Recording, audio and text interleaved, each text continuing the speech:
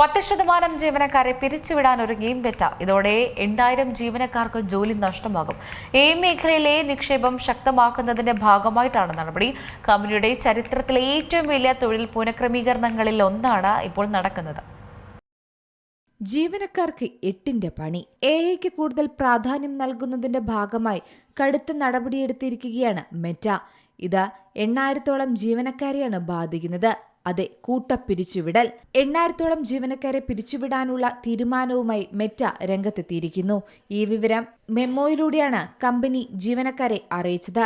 വ്യാഴാഴ്ചയാണ് ഈ memo company ജീവനക്കാർക്ക് നൽകിയത്.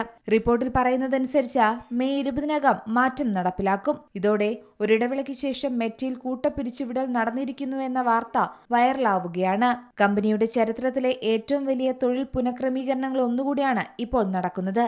2022 മുതൽ ഇതുവരെ 20,000-ലധികം തൊഴിലവസരങ്ങൾ മെറ്റ ഒഴിവാക്കിയിരുന്നു. കമ്പനിയുടെ ഭാവി സുരക്ഷിതമാക്കാൻ ഇത്തരം കഠിനമായ തീരുമാനങ്ങൾ അനിവാര്യമാണെന്നാണ് മെറ്റയുടെ വിശദീകരണം.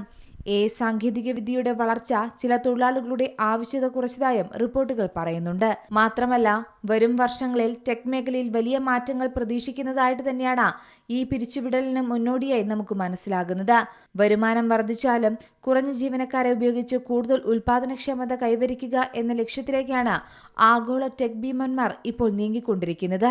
2022 മുതൽ ഏകദേശം 25,000ഓളം തസ്തികകൾ മെറ്റ വെട്ടിക്കുറച്ചിരുന്നു. 2022 നവംബറിൽ 11,000 പേരെയും 2023 10,000 പേരെയുമാണ് മെറ്റ ഒഴിവാക്കിയത്. കോവിഡ് ലോക്ക്ഡൌൺ സമയത്തും ഈ പിരിച്ചുവിടലുണ്ടായിരുന്നു. മെറ്റ ഈ വർഷം 10,000-ലധികം ജീവനക്കാരെ പിരിച്ചുവിടാൻ പദ്ധതിയിടുന്നത് ഞെട്ടലുണ്ടാക്കുന്ന ഒന്നു തന്നെയാണ്. നിലവിലുള്ള 6,000ഓളം നിയമനങ്ങൾ മരവിപ്പിച്ചതുകൂടാതെയാണ് ഈ പിരിച്ചുവിടൽ നടപടിയുള്ളത്. മെറ്റയുടെ സഹസ്ഥാപകനും ചീഫ് എക്സിക്യൂട്ടീവുമായ മാർക്ക് സക്കർബർഗ് ജനുവരിയിൽ ഇത് സംബന്ധിച്ച് നേരത്തെ തന്നെ മുന്നറിയിപ്പ് നൽകിയതാണ്. News desk Zee Malayalam news.